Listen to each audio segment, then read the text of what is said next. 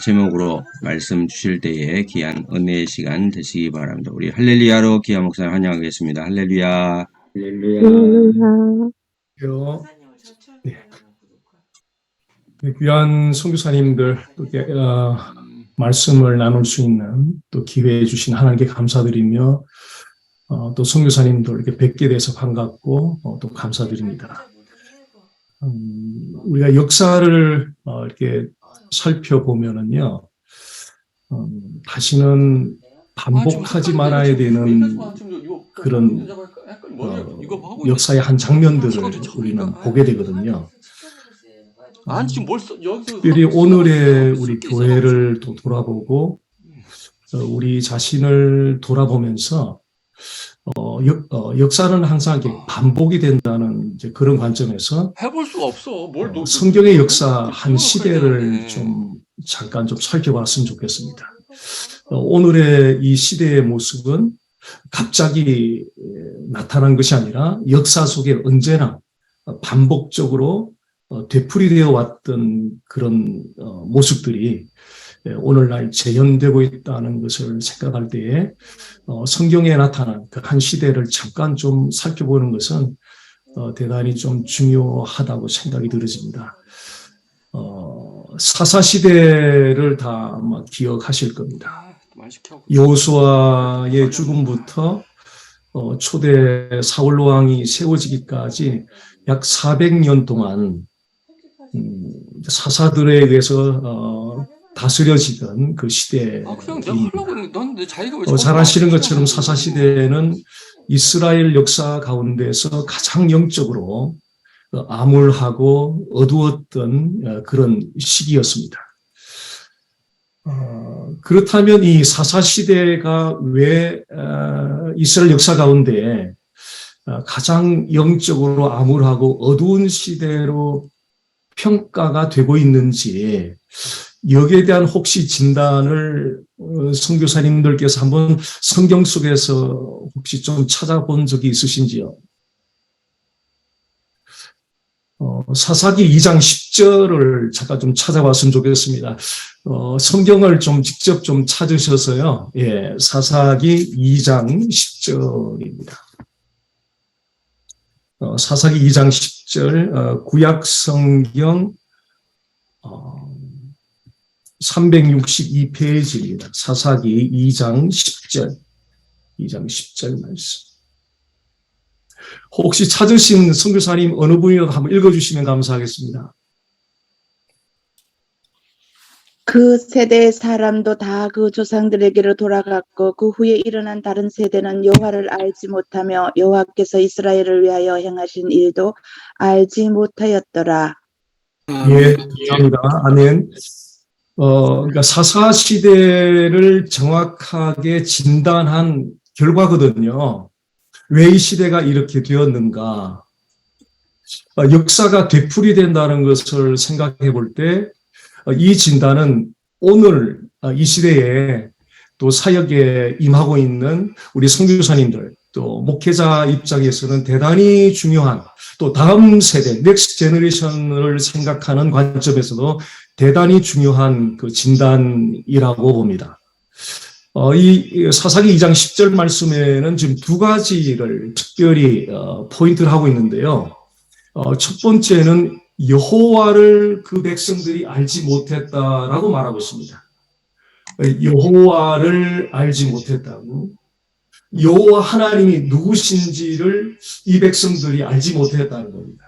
두 번째는 그 백성들이 여호와 하나님께서 그들을 위하여 행하신 일이 무엇인지를 알지 못했다라고 말씀합니다.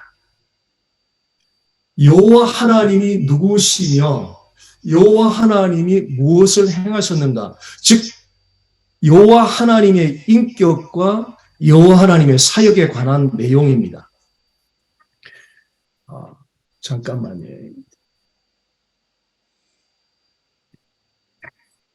예.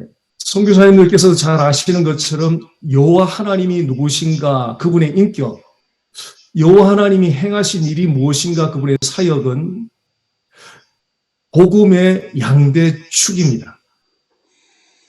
자, 오늘날로 좀 해석을 해본다면 왜 사사시대의 이스라엘 백성들이 가장 영적으로 어두운 시대를 살아갔는가에 대한 그 진단은 여호와 하나님이 누구신가, 그분의 인격과 여호와 하나님이 행하신 일이 무엇인가, 그분의 사역, 즉 복음을 놓친 결과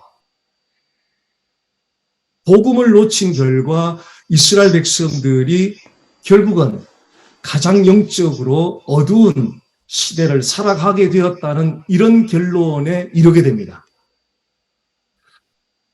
저는 2013년도 11월 달에 한국에 그게 어떤 대담 프로그램이 있는지 지금 기억이 잘 안 나는데요.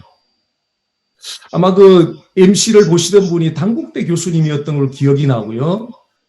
거기에 초대석에 나오셨던 분이 손봉호 교수님이셨습니다. 사회를 보시던 분이 손 교수님에게 드렸던 질문은, 교수님, 기독교 윤리 실천 운동을 시작한 지가 25년의 세월이 지났는데 어떠세요? 평가를 부탁을 드렸습니다. 그랬더니 손 교수님의 대답은 토시 하나도 틀리지 않고 이렇게 말씀하셨습니다. 실패예요, 실패예요, 완전한 실패예요.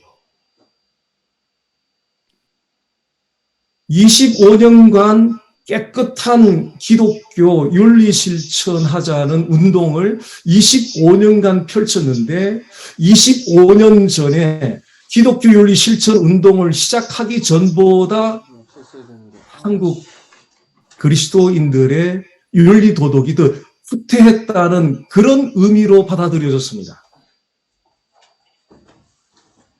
혹시 선교사님들께서는 이 부분, 소위 임상실험을 한 것과 같지 않습니까? 25년간 기독교가 깨끗해야 된다는 취지하에 윤리실천운동을 매월 기윤실에서 나오는 월간지를 전국 방방곡곡 교회들에 배부를 하면서 우리 한국 기독교가 깨끗해야 사회에 어떤 말을 해도 영향력이 있다 그래서 그 윤리실천운동을 25년을 펼쳤는데 그 결과가 실패예요, 실패예요, 완전한 실패예요. 소위 임상실험을 25년간 했는데 결과는 실패라는 이야기입니다. 그렇다면 다음 단계는 뭐가 나와야 됩니까? 25년간의 임상실험을 해서 실패라고 한다면 이제는 해결책을 제시를 해줘야 되죠. 한국교회 앞에 해결책을 제시해줘야 되지 않습니까? 그런데 지금까지 저는 해결책을 들어보지는 못했습니다.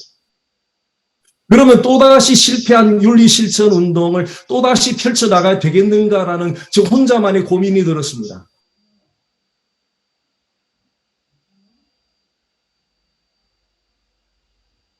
골로새서 2장 19절에 좀 찾아보겠습니다. 골로새서 2장 19절입니다. 골로새서 2장 19절입니다. 찾으신 선교사님 읽어주시면 감사하겠습니다. 머리를 붙들지 아니하는지라 온 몸이 머리로 말미암아 마디와 힘줄로 공급함을 얻고 연합하여 하나님의 자라게 하심으로 자라느니라. 예, 감사합니다. 잘 아시는 것처럼 골로새 교회가 영적으로 대단히 혼란하였습니다. 선사숭배, 율법주의, 금욕주의, 영지주의, 아주 혼란한 그런 영적으로 그런 상태였습니다. 그런 골로새 교회에 대한 사도 바울의 아주 간단하지만 아주 명확한 진단을 내려놨습니다. 이 교회가 왜 이렇게 영적으로 혼란하게 되었는가? 그것은 머리를 붙들지 아니하는지라. 그렇잖아요. 의사 선생님들이 진단을 잘못하면 처방이 잘못되게 되어 있습니다. 진단은 대단히 중요합니다. 이 교회가 왜 이렇게 되었는가? 그 진단, 사도 바울이 내린 진단입니다. 교회의 머리이신 그리스도를 붙들지 아니하는지라, not holding fast to the head, 붙들기는 붙드는데 살짝 붙들었다는 이야기입니다. 예수를 전하지 않는다는 이야기가 아니라 예수를 말하지 않는다는 이야기가 아니라 예수를 말하고 예수를 전하는데 적당하게 살짝 붙드는 결과 그 남은 빈 공간으로 혼합주의가 침투해 들어왔다는 그런 이야기입니다. 왜냐하면 머리로부터 모든 영향이 공급이 되어서 하나님이 그리스도인들 한 사람 한 사람, 그리스도의 몸인 교회를 자라나게 하는 그 주관은 하나님이 하시는데 하나님이 자라나게 하는 방식을 선택하셨는데 그것은 반드시 머리를 통하여 그 어떤 것도 아닌 반드시 머리이신 그리스도를 통하여 머리이신 그리스도로부터 영향이 공급되어서 하나님이 자라게 함으로 자라나는데 머리이신 그리스도를 적당하게 붙잡은 결과 살짝 붙잡은 결과 그 틈새로 혼합주의가 들어오면서 세속주의가 들어와서 결국은 이 교회가 이렇게 영적으로 혼란하게 되었다. 그런 이야기입니다. 사사시대 이스라엘 백성들이 복음을 놓쳤던 것과 같은 맥락입니다. 골로새 교회 같은 맥락입니다. 오늘날에 우리가 처해 있는 상황도 윤리가 부족해서가 아니라 그거는 기침하고 열이 나는 건 일종의 증상에 지나지 않는 거죠. 기침하고 열이 나는 데는 반드시 감기 바이러스가 있는 것이지 않습니까? 윤리가 퇴보하는 데는 그거는 본질이 아니지요. 윤리가 퇴보하는 근원적인 뿌리가 있는데 그 뿌리는 머리이신 그리스도로부터 영향을 공급받아야 되는데 그렇지 못했다는 진단입니다.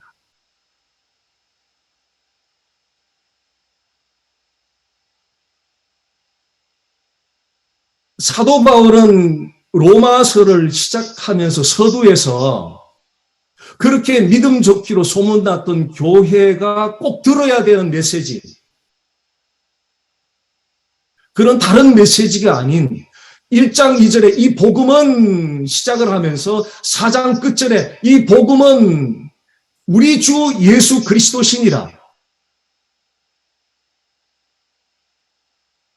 종교개혁자들이 외쳤던 5가지 솔라 잘 아시지 않습니까? 성령, 그리스도, 은혜, 믿음, 오직 하나님께 영광. 이 5가지 솔라의 공통점은 전부 다 우리 주 예수 그리스도로 연결되어 있습니다.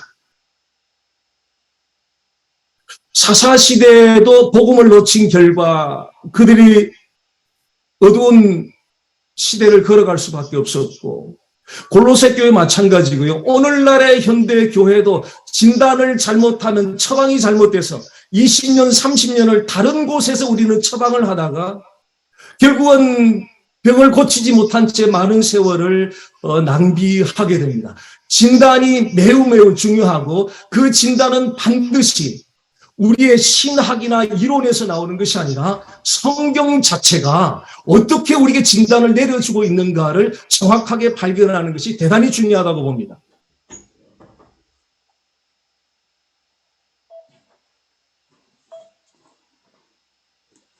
복음이 이렇게 중요한 이유는요, 모든 인류가 겪는 모든 불행과 문제의 근원, 뿌리는 하나님과의 릴레이션십, 관계가 바르지 못하기 때문에 일어난 일들이지 않습니까? 하나님 관계가 바르지 못한 데서 파생되어 나온 모든 일들이 죄로 치닫게 되었고 오늘날 온 세상을 가득 채우고 있는 타락한 모습을 우리는 보고 있습니다. 죄로 말미암아 하나님 관계가 바르지 못한 단절된, 깨어진 브로큰 릴레이션십을 하나님은 다시 회복시킬 수 있는 솔루션을 주셨는데 그것도 그 여러 가지 솔루션 중에 하나가 아니라 유일한 솔루션을 주셨는데 창세기 3장 15절에 여자의 후손 메시아 예수 그리스도 복음만을 하나님은 성경 전체 어디를 들여다봐도 죄로 말미암아 단절되고 잘못된 깨어진 하나님과의 관계를 회복시키기 위하여 하나님이 제시한 솔루션, 해결책으로 예수 그리스도 외에는 발견할 수가 없습니다. 그래서 복음이 중요한 이유가 바로 여기 있습니다. 윤리와 도덕이 근본적인 문제가 아니지 않습니까? 기침하고 머리에 열나는 것이 그게 본질적인 질병이 아니지 않습니까? 감기에 바이러스가 뿌리지 않습니까?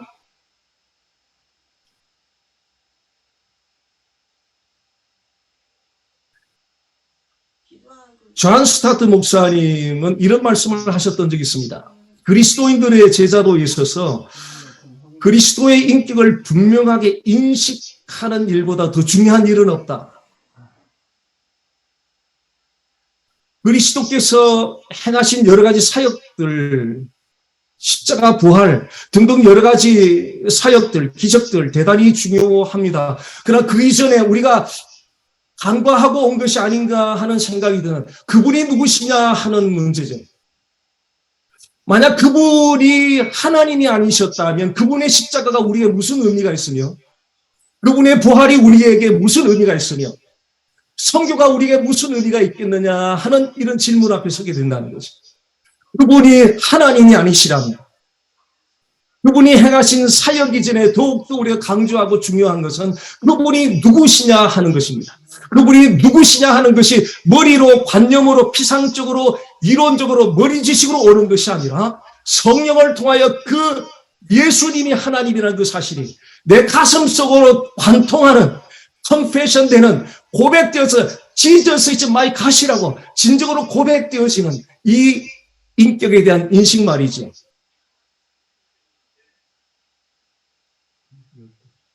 오늘 말씀 가운데는 예수님의 인격과 관련된 세 가지 질문에 대한 답을 주고 있습니다. 하나님과 관련해서 예수님은 누구신가? 두 번째는 창조와 관련하여 예수님은 누구신가? 세 번째는 교회와 관련하여 예수님은 누구신가? 이 세 가지 질문에 대하여 답해 주고 있습니다. 첫 번째 질문 먼저 생각해 보겠습니다. 하나님과 관련해서 예수님은 누구신가 하는 거죠. 15절 골로새서 본문으로 돌아와서요. 15절 말씀 보겠습니다. 어느 선교사님께서 한번 읽어주시면 감사하겠습니다. 골로새서 1장 15절입니다.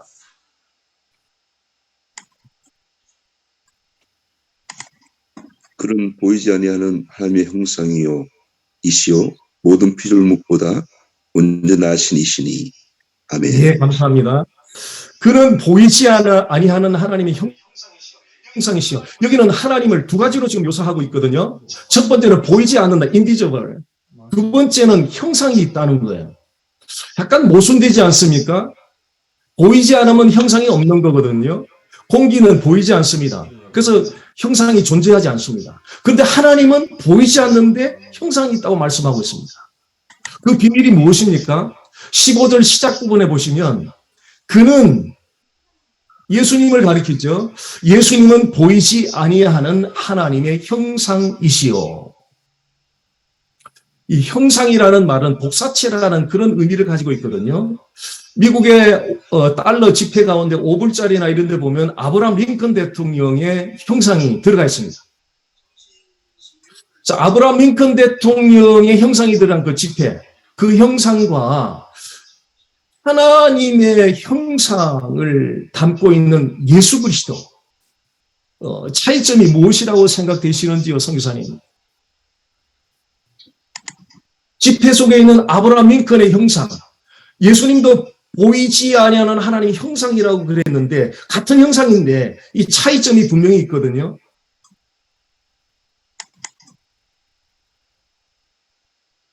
아브라함 링컨은 외형적인 모습만 복사체지요. 아브라함 링컨의 인격은 들어가 있지 않습니다. 그런데 예수 그리스도 안에는 하나님의 인격, 속성이 전부 다 들어가 있습니다. 이것이 아브라함 링컨의 형상과 예수님의 보이지 아니하는 하나님의 형상과의 차이점입니다. 무한하신 하나님의 속성이 들어가 있고요. 불변하신 하나님의 속성이 들어가 있고요.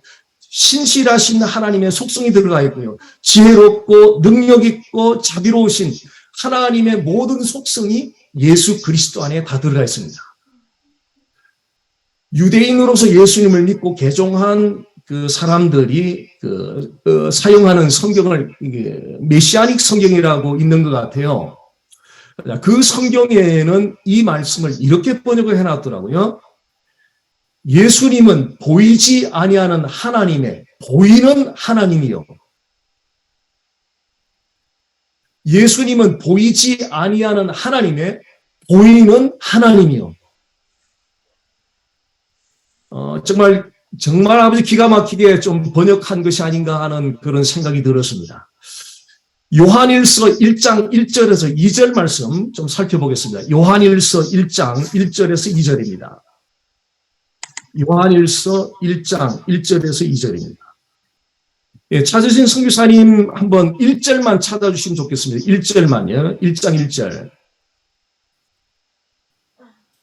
애초부터 있는 생명의 말씀에 관하여는 우리가 들은 바요, 눈으로 본 바요, 자세히 보고 우리의 손으로 만진 바라. 예, 감사합니다.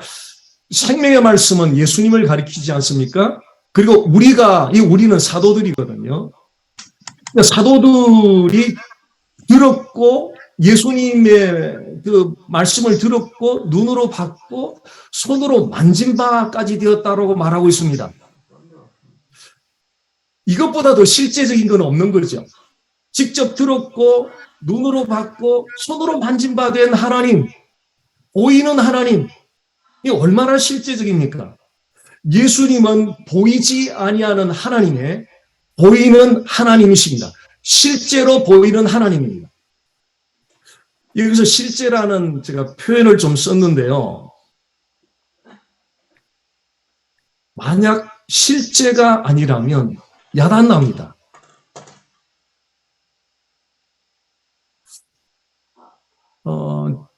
저는 그동안 사역하면서 상당히 많은 분들이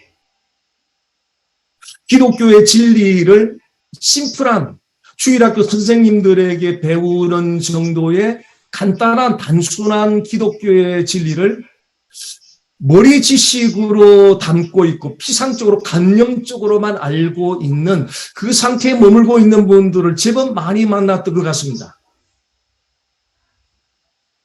어쩌면 오늘날 우리가 그리스도인으로서 능력 있게 살아가지 못하는 어쩌면 굉장히 중요한 이유 중에 하나가 아닐까라는 생각이 들어집니다.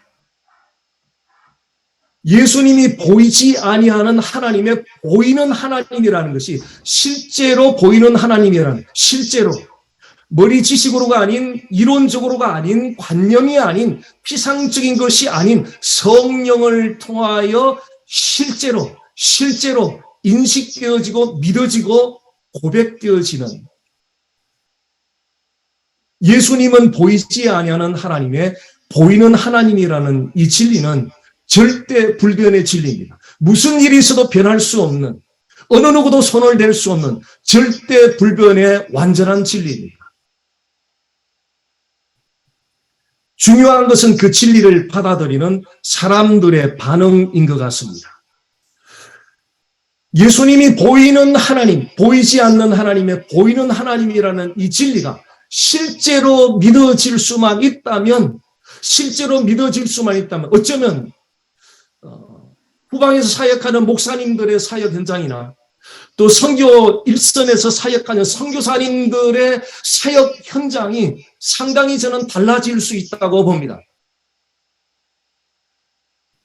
온 세상의 구주 되시는 그 예수 그리스도가 실제로 보이는 하나님, 실제로 보이는 마이 갓, 나의 하나님이라는 사실이 매일매일 가슴 속에서 고백되어지고 확증되어질 수만 있다면 우리의 사역 현장은 틀림없이 달라질 수 있다고 저는 확신을 합니다. 저는 40대 때 사역 가운데 조금 힘들었던 시간이 있었습니다. 그때 저와 아주 가깝게 복음의 교제를 하는 목사님이 전화 한 통을 해주셨습니다. 들려주셨던 한마디는, 여 목사님, 예수님이 하나님이세요. 그 놀라운 한마디에, 그 순간에 전화 너머로 들려오는 그 한마디가 저를 완전히 뒤바꿔 놓았습니다. 성령이 특별하게 역사해 준 시간. 그 이후부터는 무슨 일이 있어도 어디서 그렇게 힘이 나는지요. 내가 믿는 그 하나님이 머릿속에 신학 지식 속에 갇혀있는 그런 하나님이 아니라 성령을 통하여 내 가슴에서 진짜 고백되어지는 그 하나님이 이 상황에서 진짜 나의 하나님이 믿어질 수만 있다면 분명히 상황을 바라보는 우리의 관점은 달라질 수 있을 겁니다.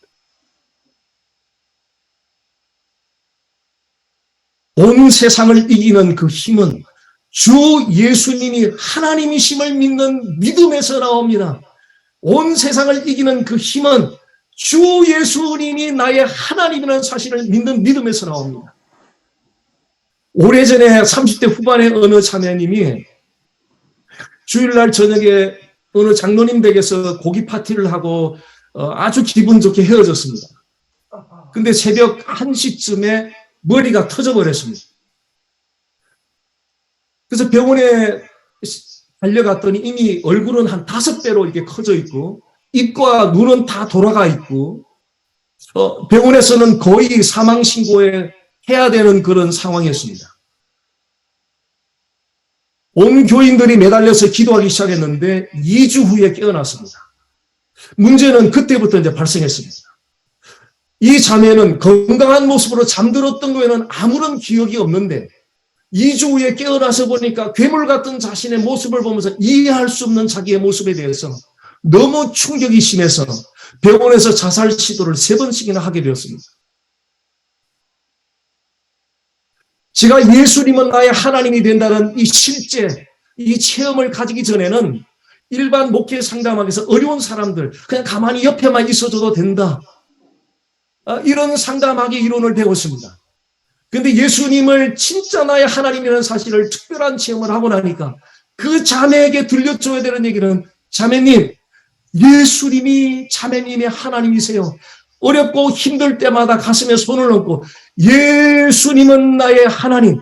말씀이 생각나지 않고 찬송이 입에 떨어지지 않고 기도가 나오지 않을 만큼 그만큼 힘들고 어려울 때 다른 거 다 할 수 없다 하더라도 가슴에 손을 얹고 예수님은 나의 하나님이라고 선포해 보세요. 이 말을 들려줘도 그 자매에게는 전혀 귀에 들리지 않았습니다. 근데 신방을 다닌 지 2달이 지났을 때에 그 자매님이 이런 고백을 하더라고요. 목사님, 이제는 살아야겠어요. 시간만 나면 자살 시도를 하려고 계획을 세우고 그랬는데 목사님, 이제는 살아야 되겠어요. 예수님이 나의 하나님 되신다는 그 놀라운 고백 속에서 이 자매가 다시 용기를 얻고 일어나게 되었습니다. 한동대 초대 총장님 고 김영길 총장님의 부인이신 김영애 권사님께서 같은 시기에 김영길 총장님이 췌장암에 간암, 따님은 뉴욕에서 근육암에 같은 시기에 일어났습니다. 선교사님을 잘 알지 않습니까? 한동대학을 처음에 세울 때 얼마나 그 총장님 부부가 고생을 많이 했습니까? 제가 매 아침마다 복음 묵상 글을 써서 보내는데 맨 마지막에 오늘도 이렇게 선포하며 나갑시다. 예수님은 나의 하나님, 예수님은 나의 구세주, 예수님은 나의 삶의 주인. 묵상글 맨 마지막에 항상 이 글을 넣었는데 그 권사님이 그렇게 딸과 남편이 동시에 암을 겪고 있을 때 권사님이 뉴욕에 오셔서 전화를 걸어서 저에게 하셨던 말씀이 있었습니다. 목사님 아침에 일어날 때마다 예수님은 나의 하나님, 예수님은 나의 구세주, 예수님은 나의 삶의 주인. 이 고백 안 하면 못 견뎌요, 못 견뎌요.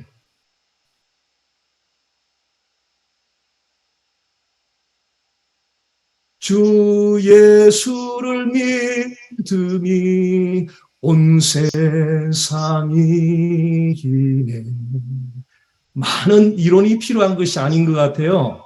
많은 지식이 필요한 게 아닌 것 같아요. 많은 경험이 필요한 것이 아닌 것 같아요. 주일학교 선생님들에게 배웠던 심플 가스플 단순 복음, 그것이 기독교 진의 최고 복이라는 사실을 깨닫는 순간에 하나님의 놀라운 은혜는 임하기 시작하고 선교 현장에서도 현지인들을 살려내는 놀라운 복음의 파워가 성경과 함께 반드시 나타날 줄로 믿습니다.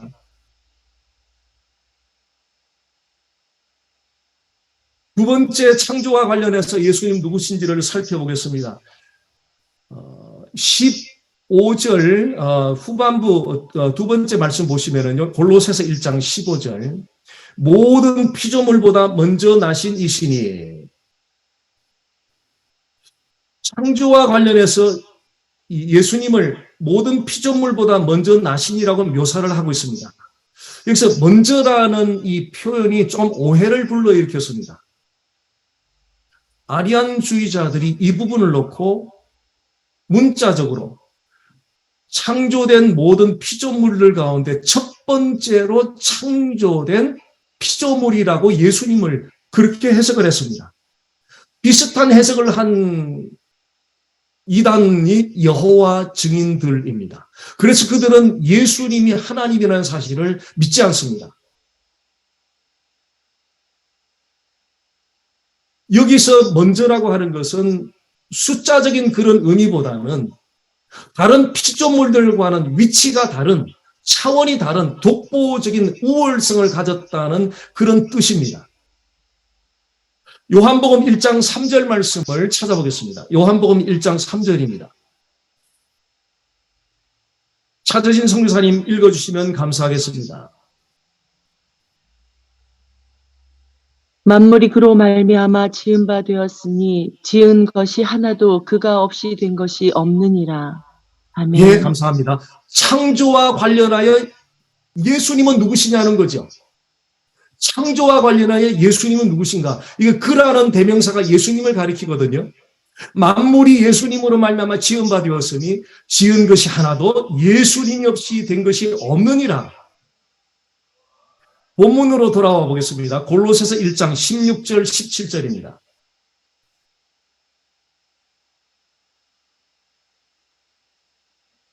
예, 제가 그라는 대명사 대신에 예수님을 대입해서 읽어보겠습니다. 16절 17절. 만물이 예수님에게서 창조되되 하늘과 땅에서 보이는 것들과 보이지 않는 것들과 혹은 왕권들이나 주권들이나 통치자들이나 권세들이나 만물이 다 예수님으로 말미암고 예수님을 위하여 창조되었고 또한 예수님이 만물보다 먼저 계시고 만물이 예수님 안에 함께 섰느니라. 예수님은 만물을 지으신 창조주 하나님이십니다. 이 사실이 실제로 믿어진다면 귀하신 선교사님들 사역 현장에 내가 믿는 그 예수님이 창조주 하나님이시고 만물을 서스테인 해주는 유지케 하고 보존케 하는 창조주라는 사실이 실제로 믿어질 수만 있다면, 실제로 고백하는 확증이 매일매일 가질 수만 있다면 사역 현장에 어떤 영향을 끼칠 수 있을까요? 놀라운 성령의 역사를 틀림없이 경험하게 될 것입니다. 예수님은 만물을 지으신 첫 창조하신 창조주이시면서 죄인들을 새롭게 하여 구원에 이르게 하는 새 창조의 주인이시기도 합니다. 어떤 목사님께서 목회 가운데 너무 힘드셔서 저에게 이런 말씀을 하시더라고요. 오래전에 은퇴하신 목사님이신데, 여목사, 나 사람이 변한다는 거 안 믿어. 안 믿어. 그런 말씀을. 사람 변한다는 거 안 믿어. 안 믿어. 너무 힘드셔서 그런 말씀을 하신 거였어요. 그러나 복음은 천지를 지으신 창조주 하나님, 죄인들을 변화시켜 구원케 하는 새 창조의 하나님이신 예수 그리스도는 어떤 사람도 변화시킬 수 있습니다.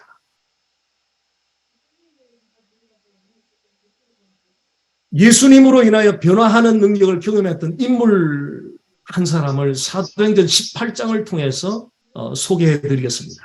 사도행전 18장 24절을 찾아보겠습니다. 사도행전 18장 24절입니다.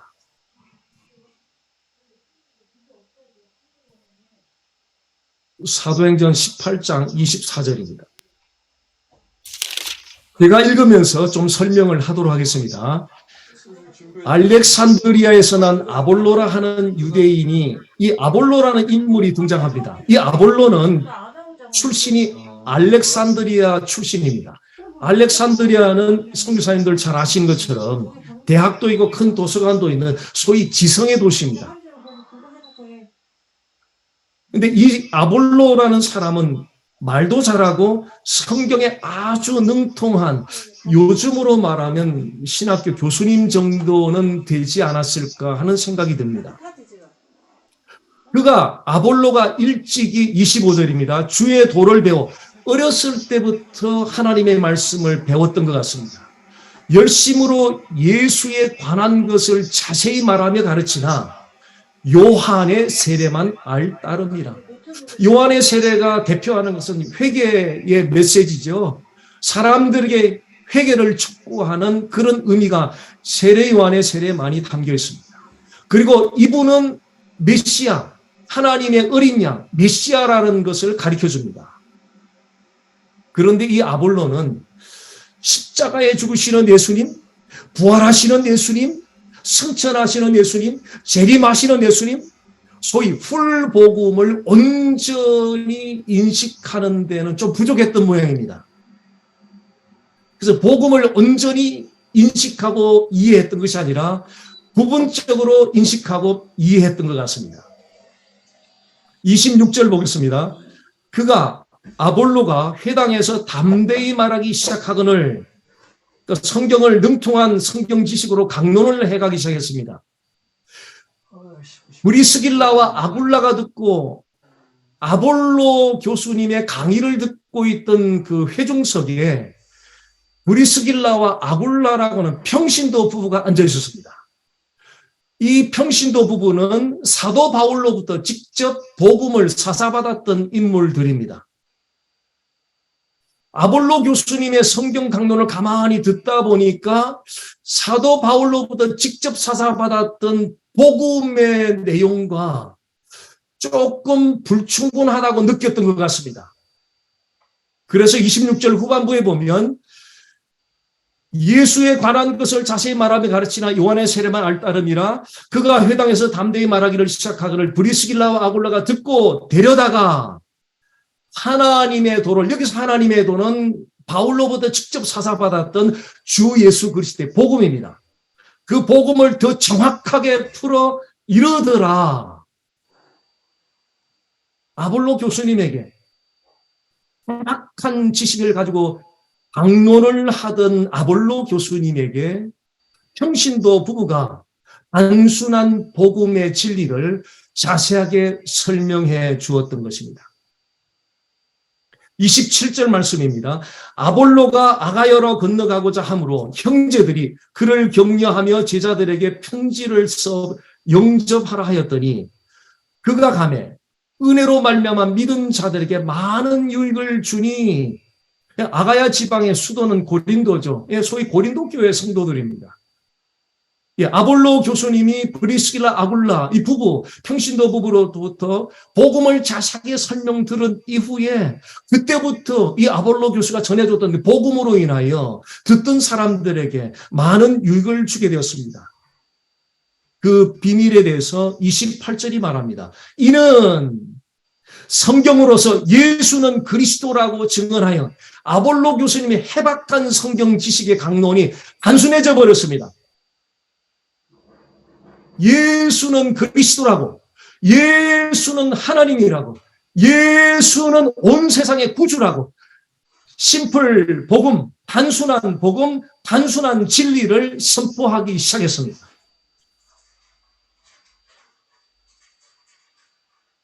예수님은 만물을 창조한 첫 창조주일 뿐 아니라 죄인들을 새롭게 변화시켜 구원에 이르게 하는 새 창조의 창조주가 되신다는 사실을 진실로 믿게 될 때에 오늘날 우리에게는 아볼로 교수님이 일어났던 놀라운 변화의 능력이 우리에게도 일어나고 선교지에서 사역하는 그 현지인들에게도 동일하게 나타날 수가 있습니다.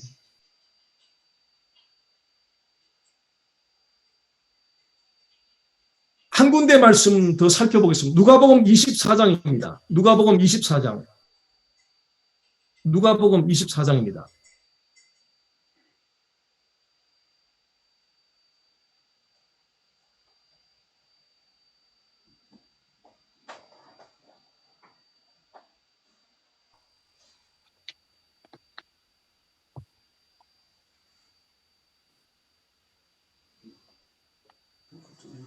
(24장) 24장 33절을 어느 선교사님께 읽어주시면 감사하겠습니다. 곧 그 시로 일어나 예루살렘에 돌아가 보니 11 사도와 및 그와 함께한 자들이 모여 있어.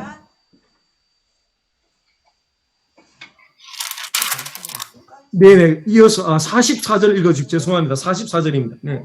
또 이르시되 내가 너희와 함께 있을 때 너희에게 말한 바 곧 모세율법과 선지자의 글과 시편에 나를 가리켜 기록된 모든 것이 이루어져야 하리라 한 말이 이것이라 하시고. 예, 감사합니다. 자, 예수님께서 십자가에 죽으시고 무덤에 장사되고 시신마저 없어진 상황 속에서 2명의 제자가 낙심하고 예루살렘을 떠나서 엠마오로 가고 있던 중이었습니다. 부활하신 예수님이 나타나서 그들과 함께 동행을 했는데 성경은 눈이 가려서 부활하신 예수님인 줄 인식하지를 못했습니다. 그런 두 제자에게 예수님이 취한 조치는 모세 율법, 선지자의 글, 시편, 구약을 달리 표현한 말씀입니다. 이거는 구약을 총칭하는 말씀입니다. 즉 예수님은 구약 속의 예수님, 복음, 여기 말씀해 보니까 자기에 관하여 모든 것이 가리켜 기록된, 여기 보면 44절에 보면요, 모세율법과 선지자율과 시편에 나를 가리켜 기록된 모든 것이 구약 성경이 모두 다 나를 가리켜 다른 사도들이 한 말씀이 아니고요, 신학자들이 한 말씀이 아니고 예수님이 직접 하신 말씀, 율법서와 선지서와 시편,